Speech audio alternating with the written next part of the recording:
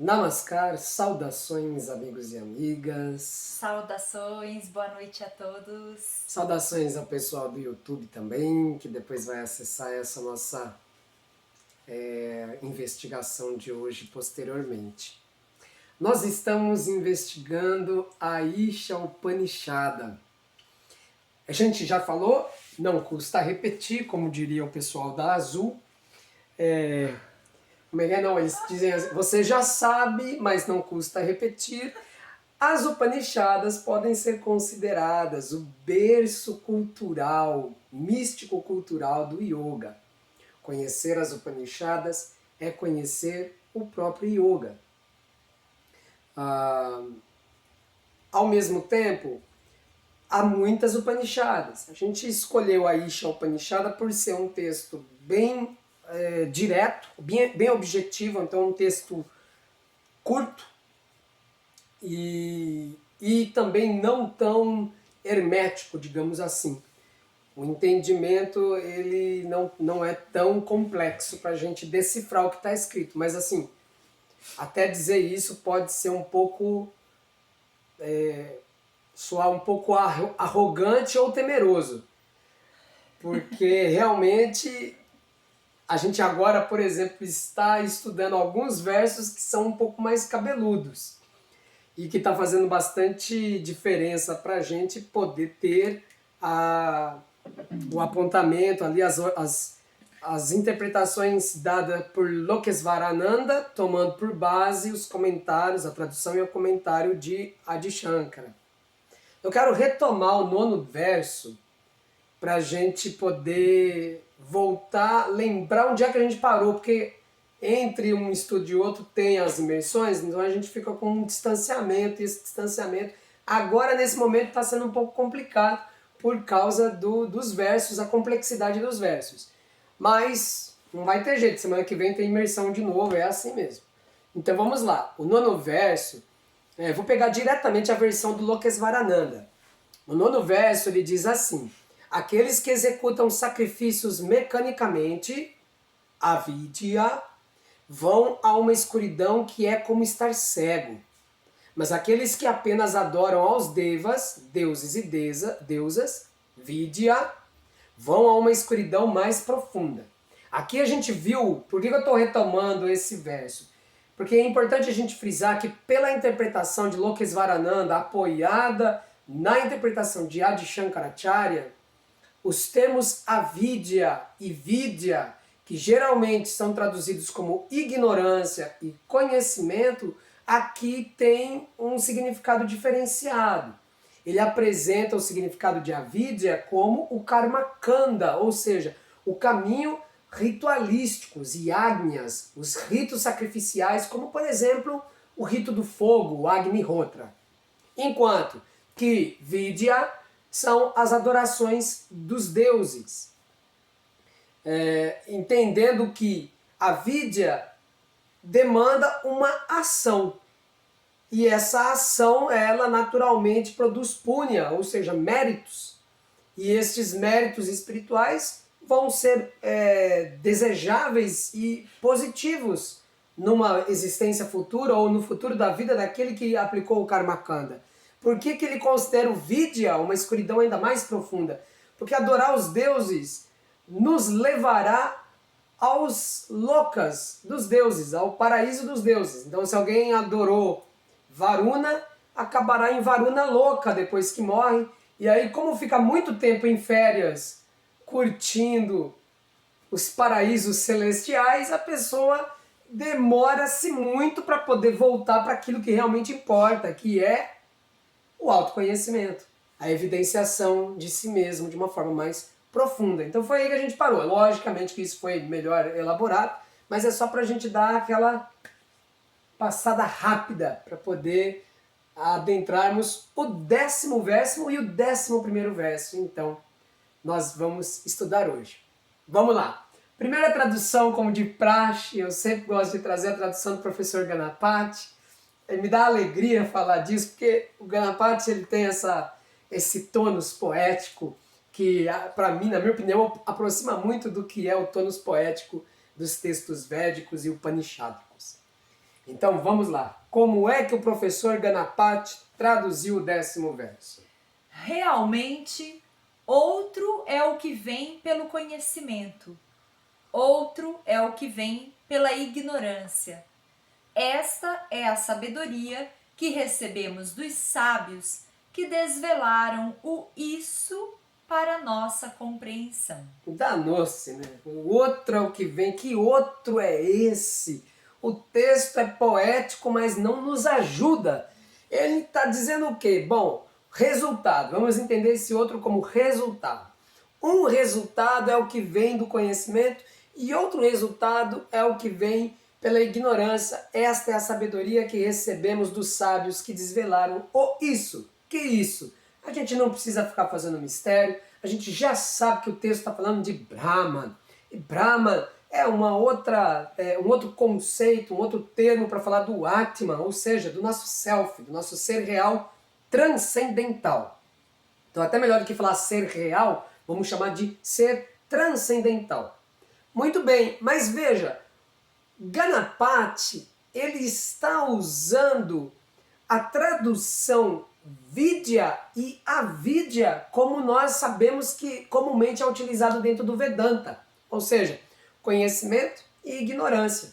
Então ele está dizendo, um é o resultado do conhecimento e outro é o resultado da ignorância. Resultados que são diferentes, supostamente, a partir dessa tradução. Bom, vamos ver uma segunda tradução para ver como é que outro tradutor interpretou o verso.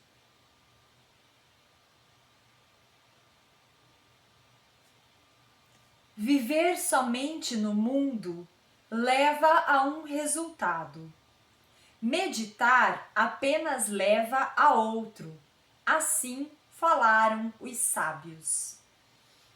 Bom, aí aqui a gente poderia entender, né, por aqui que daí as coisas são diferentes. Viver pelo mundo pode significar muitas coisas. Levar-se uma vida completamente despreocupada de qualquer universo, de qualquer experiência ou evidenciação mística de ordem transcendental leva a um resultado.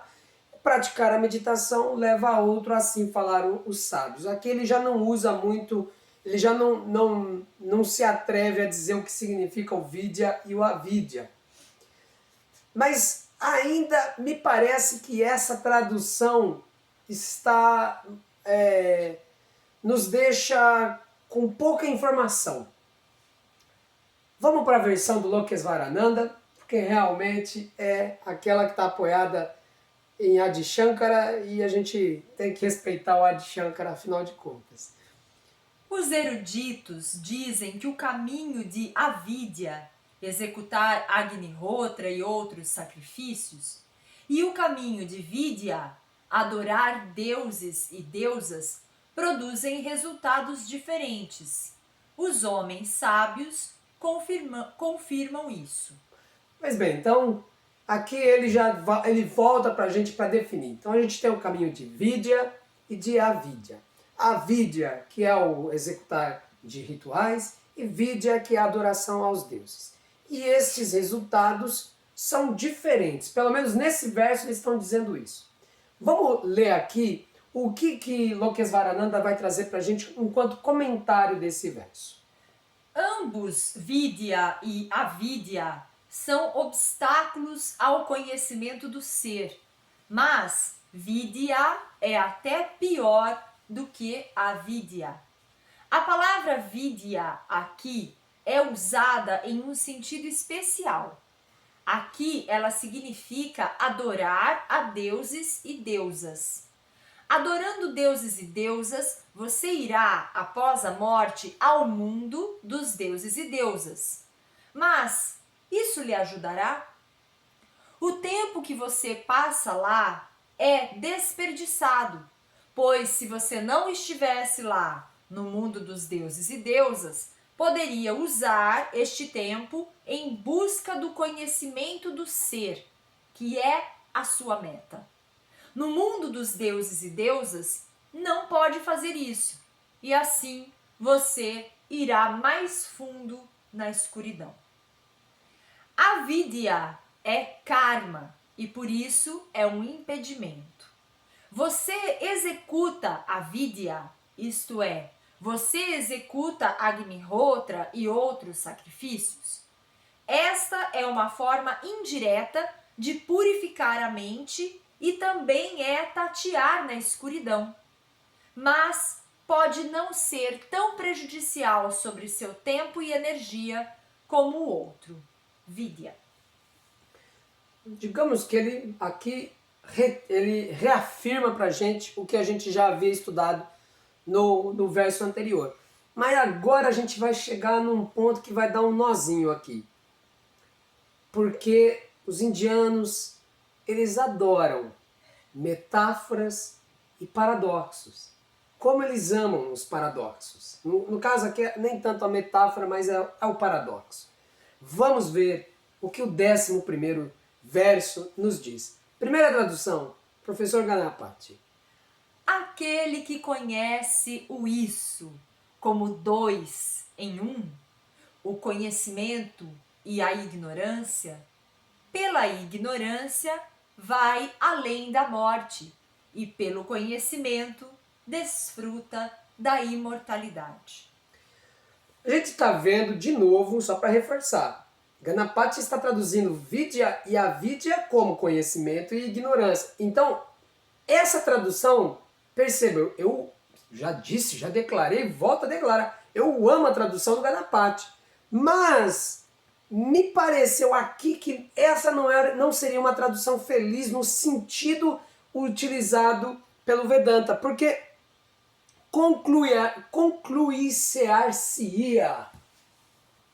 concluiríamos, perdão, essa palavra não existe, concluiríamos que através da ignorância nós podemos ultrapassar, ir para além da morte. O que isso exatamente quer dizer?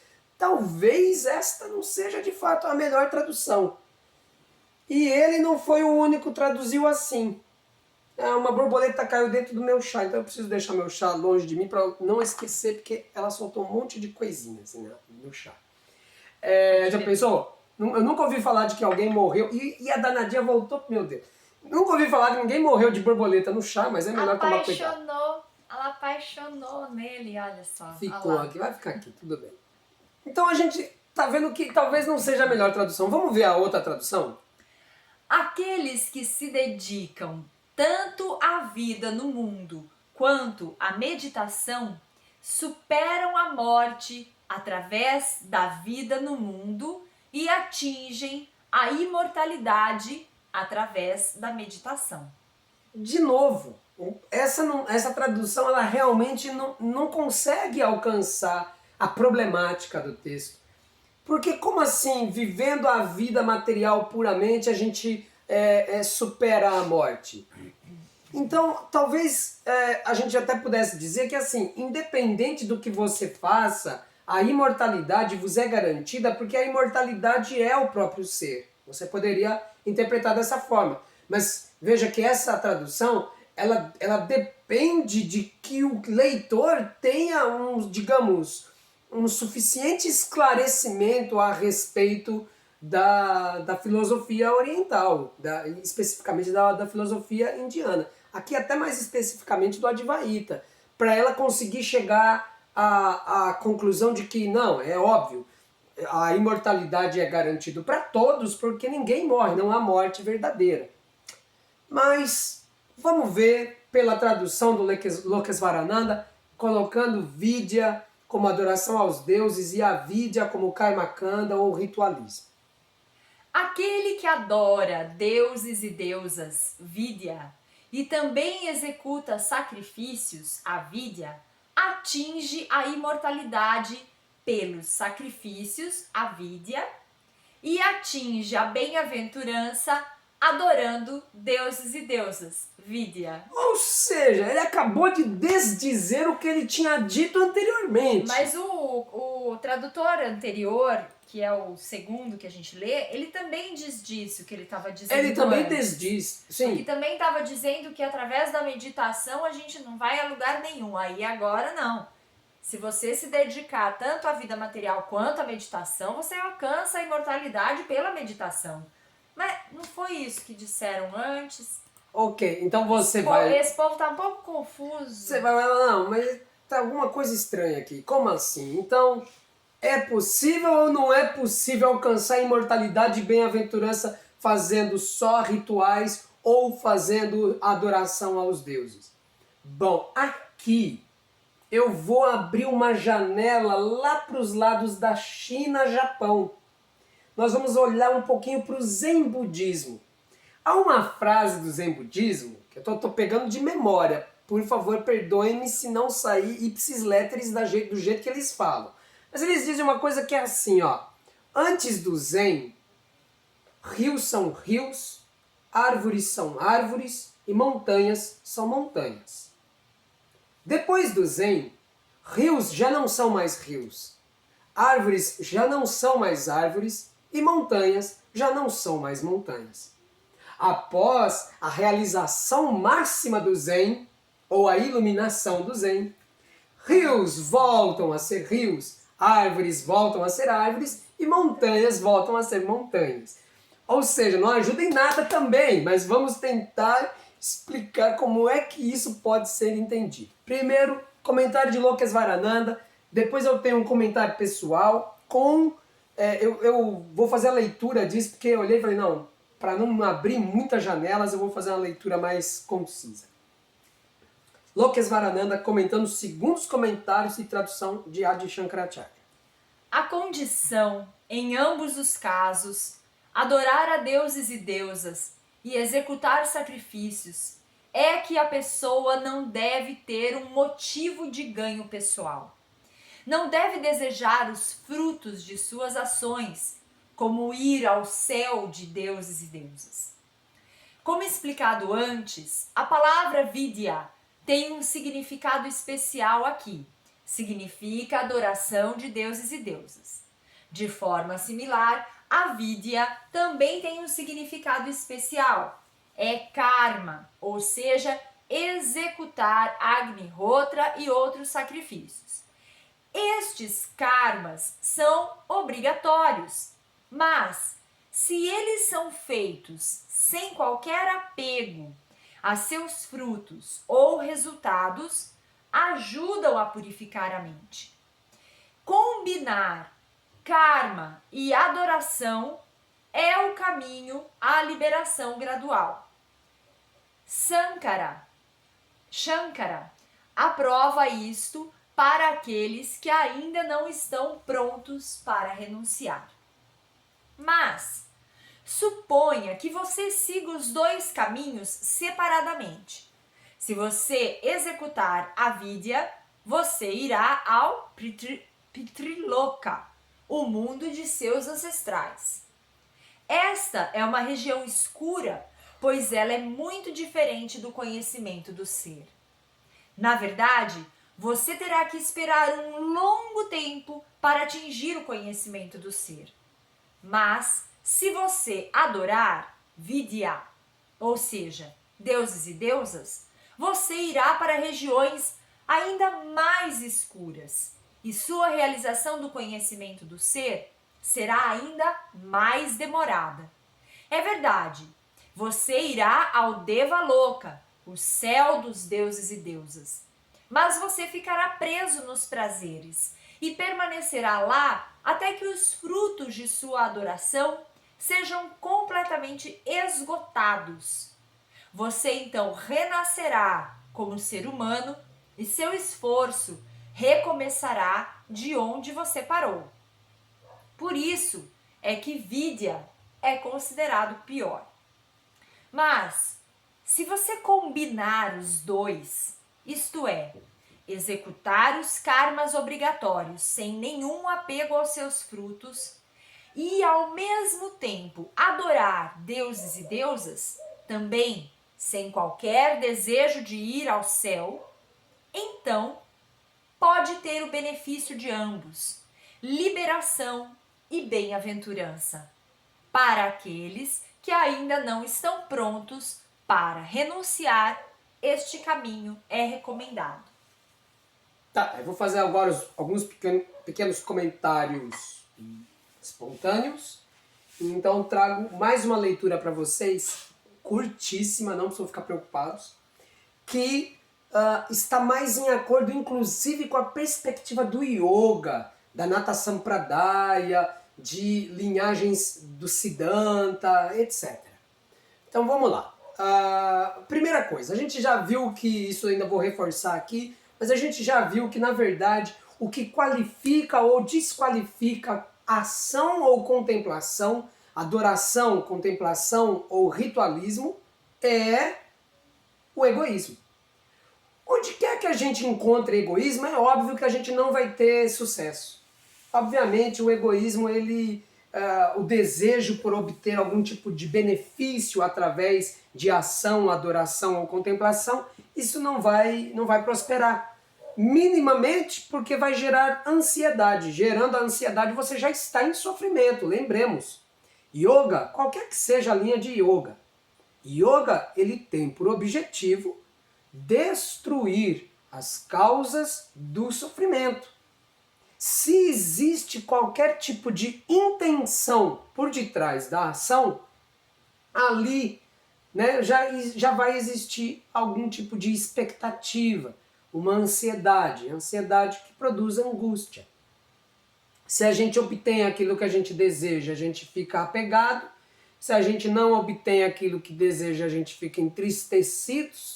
Se a gente até obtém, fica com medo de que possam tirar de nós ou que a gente possa perder, e assim por diante. Então a problemática sempre será o egoísmo. Muito bem, ele volta a explicar pra gente o sentido de vidya e avidya. Inclusive, a gente tem que saber, assim, sabe?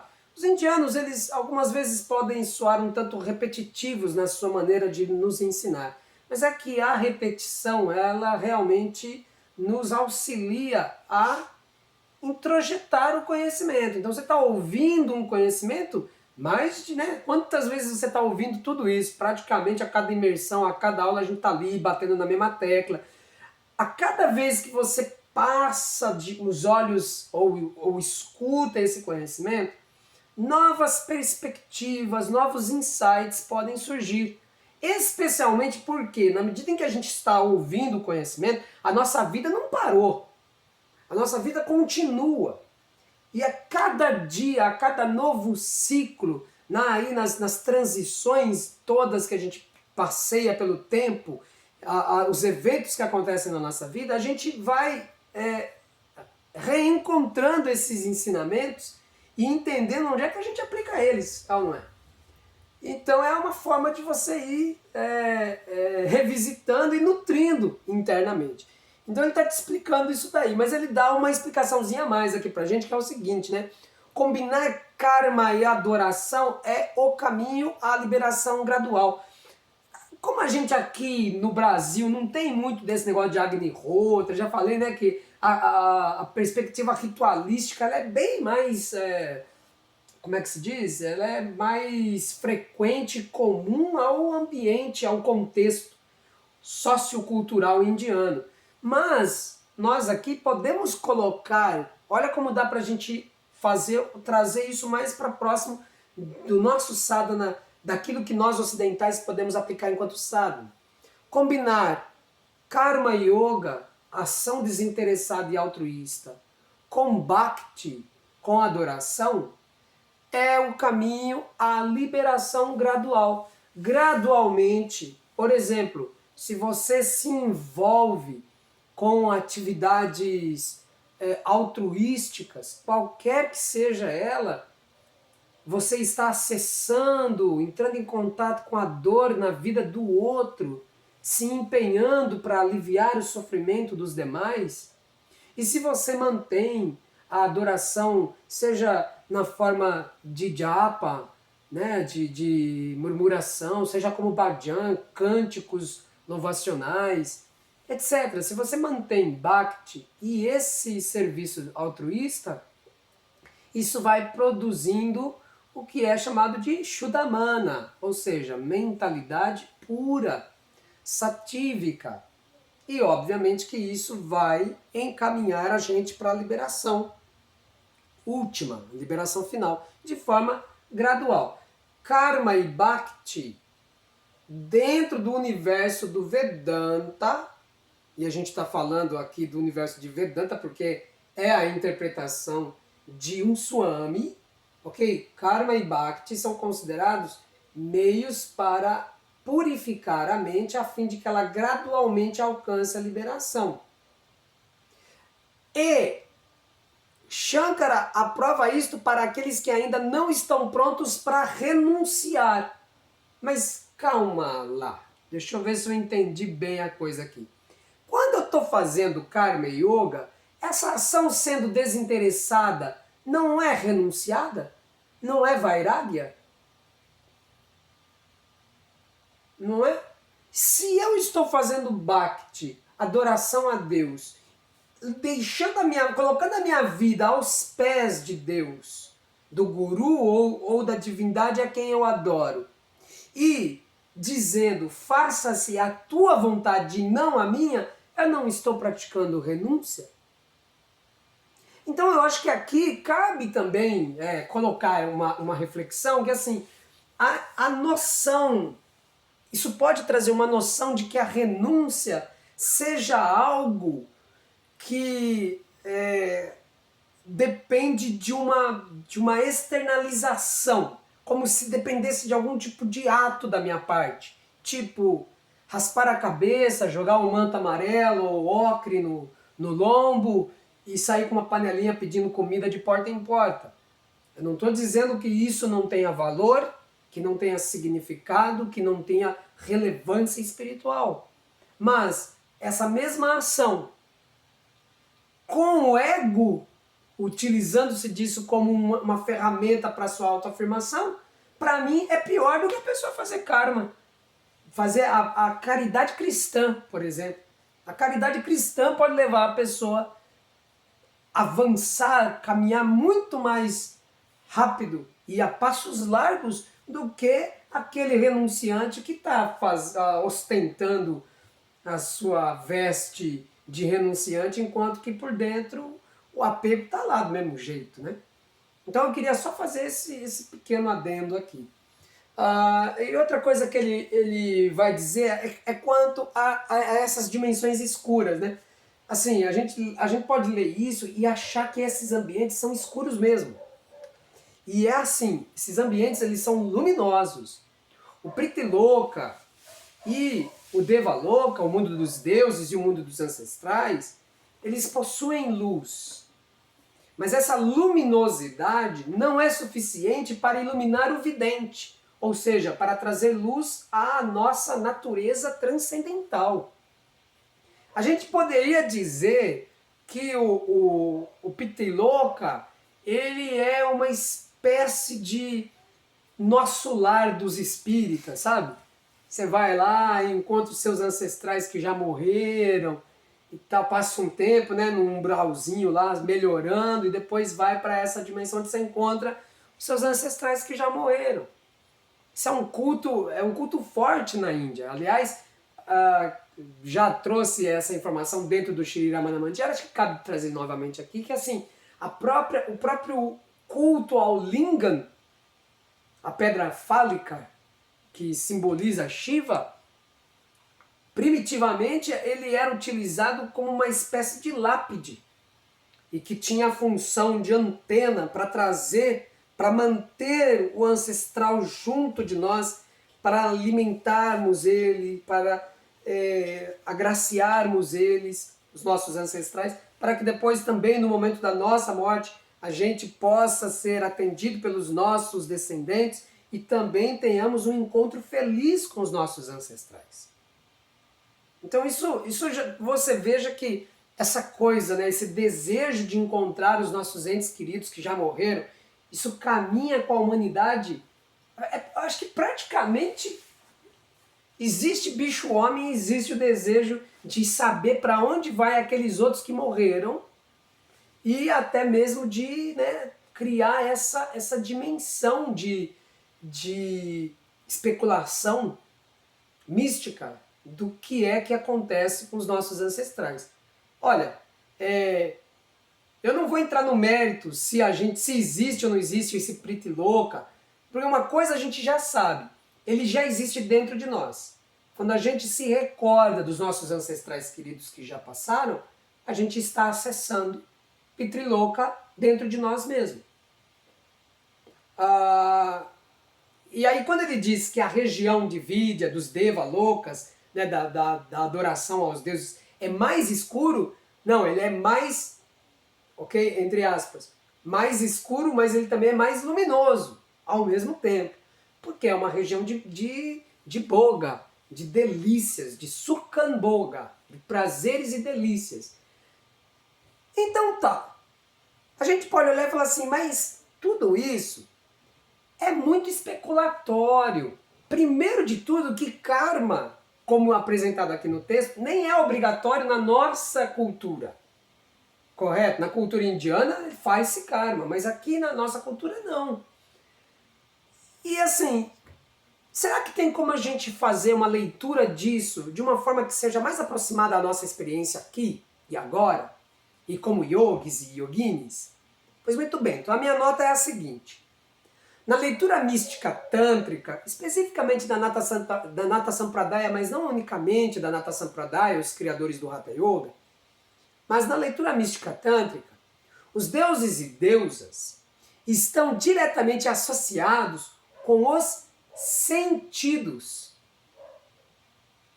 E os rituais estão diretamente relacionados com a interação da mente com os sentidos e os seus objetos, fenômenos, seres, eventos comuns da vida.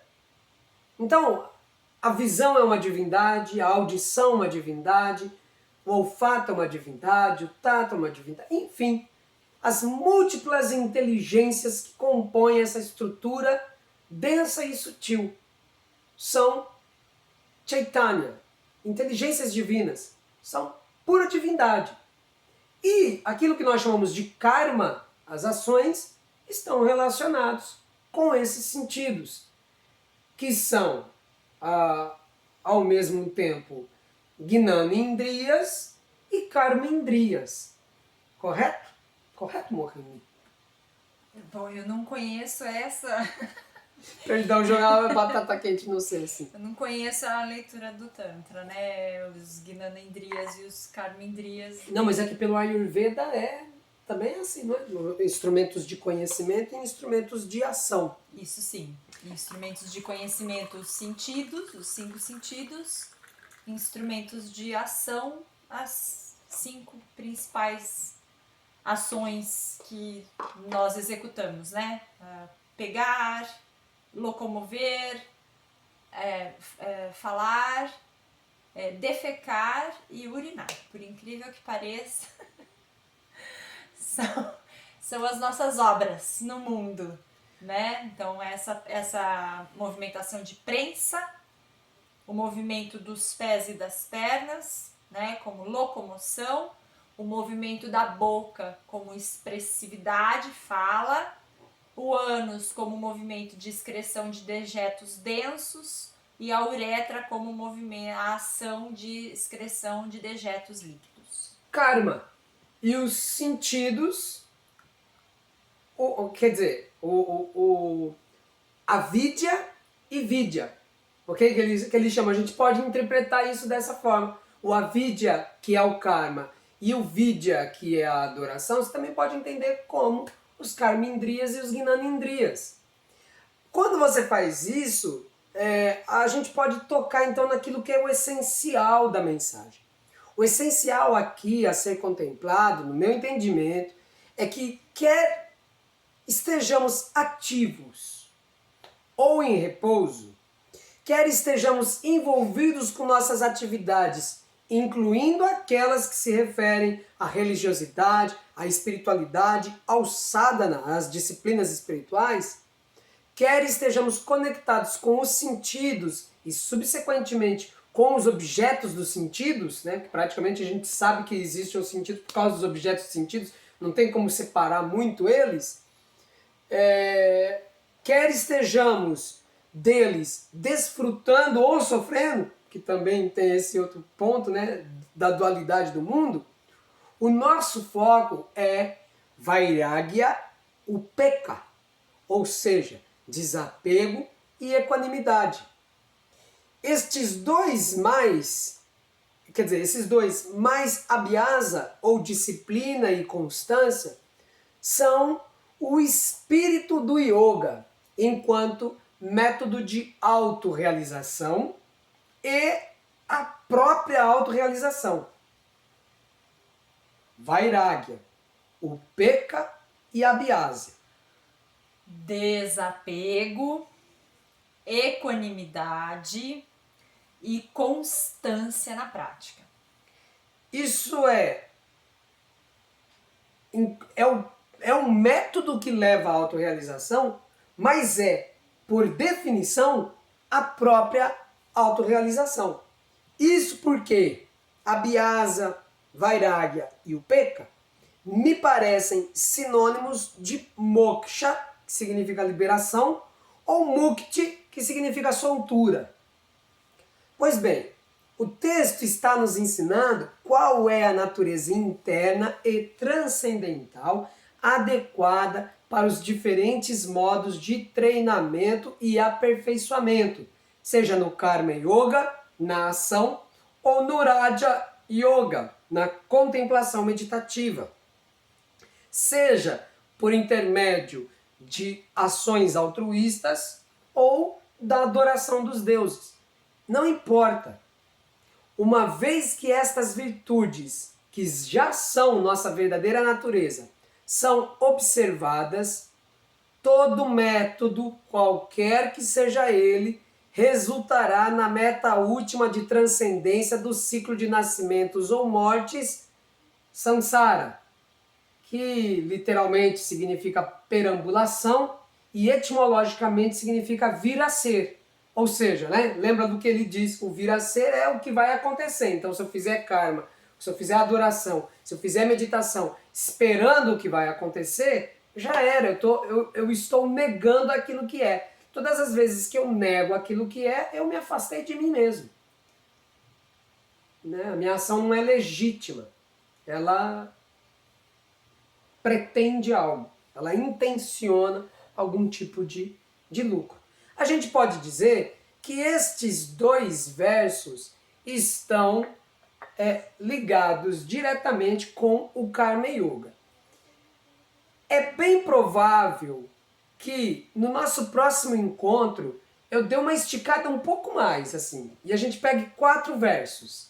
Porque os próximos 4 versos, eles de alguma forma são mais ou menos isso. Primeiro montanhas, rios e árvores, depois não mais montanhas, rios e árvores, e depois de novo montanhas, rios e árvores. É essa maneira mais metafórica, eu acho que a gente pode dar aquela corrida e dessa forma fazer um encerramento até, se bobear, dá pra gente fazer um encerramento da Upanishada no nosso próximo encontro, tá?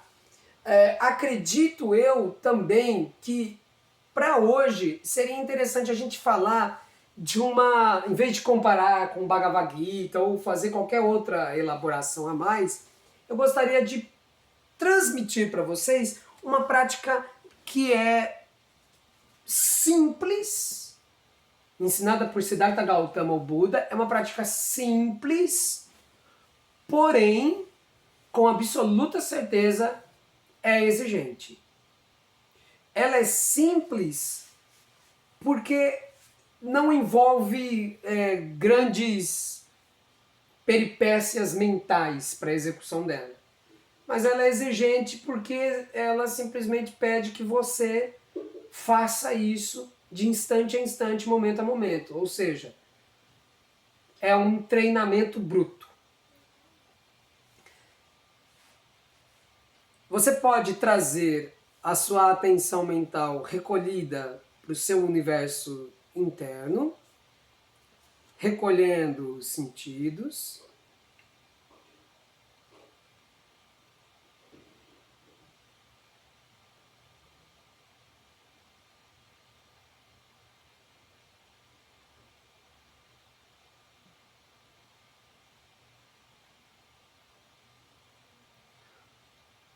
Nós podemos nomear esta técnica como nota mental.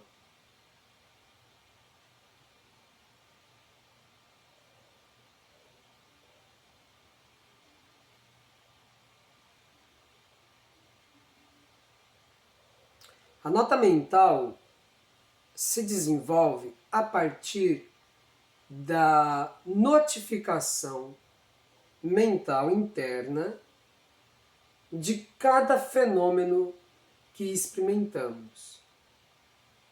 Siddhartha Gautama iniciava os bhikkhus, os monges renunciantes que estavam adentrando a Sangha, eles recebiam o treinamento da nota mental inicialmente através da observação da respiração. A observação da respiração é algo fundamental dentro das inúmeras técnicas de contemplação. Nós sabemos que diferentes técnicas é outro nome para dizer diferentes adharas ou suportes à nossa contemplação. A nota mental ela não vai escolher, optar por um único fenômeno. Mas nós vamos, no primeiro instante, fazer a notificação daquilo que é a verdade da nossa respiração. Ou seja, quando o ar é inalado, nós colocamos essa espécie de etiqueta, nota mental, inspirando. E quando o ar é exalado, nós notificamos, expirando.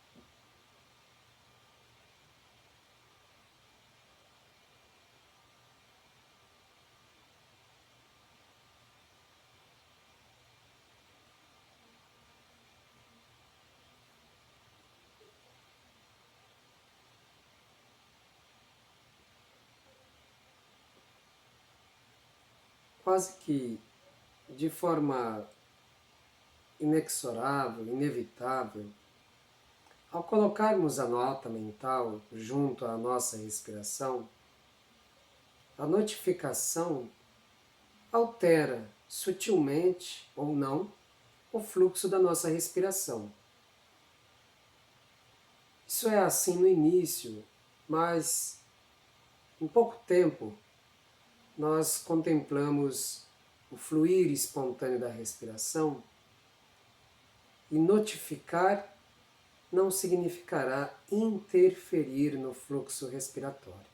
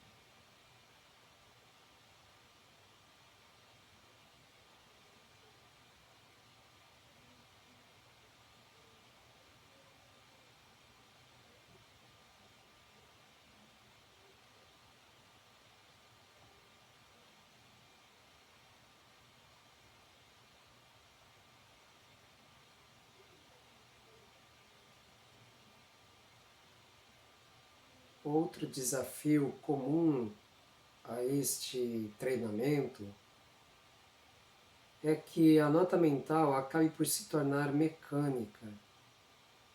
Isso deve ser evitado a todo custo. O importante é que a nota mental seja a notificação exata da verdade de nossa respiração. Ou seja, inalando é quando o ar entra, exalando é quando o ar sai. Se a nota mental te mantém num certo estado de torpor, você pode inclusive trocar as palavras, como por exemplo, dentro, fora, cheio, vazio. De novo, o importante é que a nota notifica o fato do que experimentamos na nossa respiração.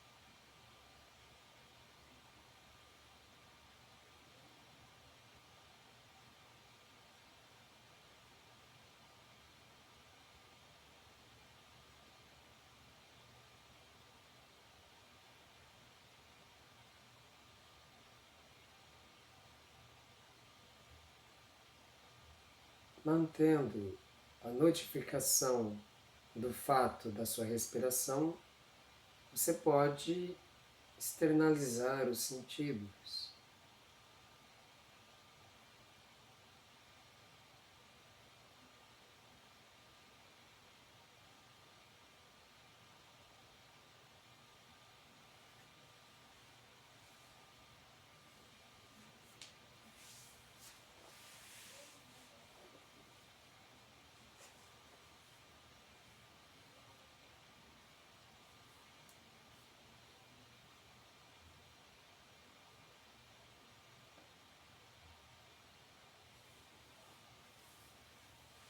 E assim, encerramos este período breve de treinamento de Upasana.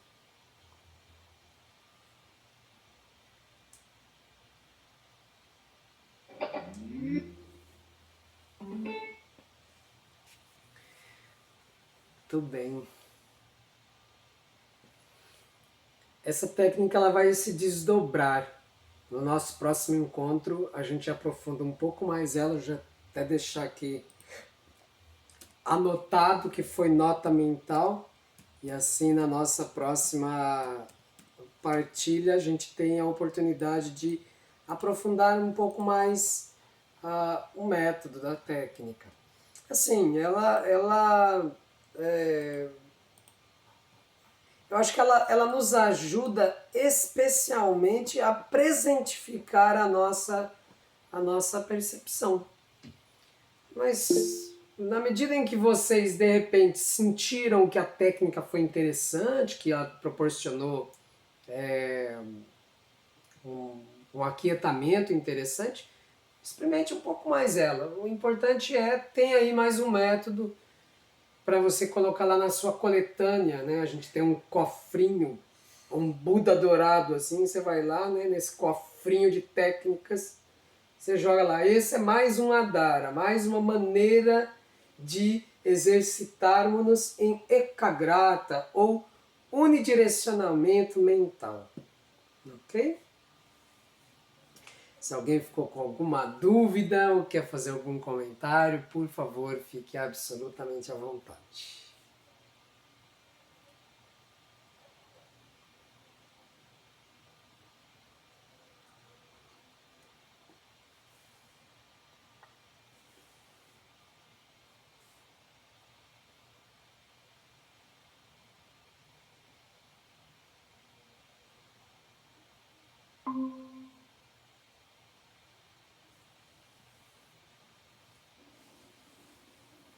Boa noite, de Boa novo. noite.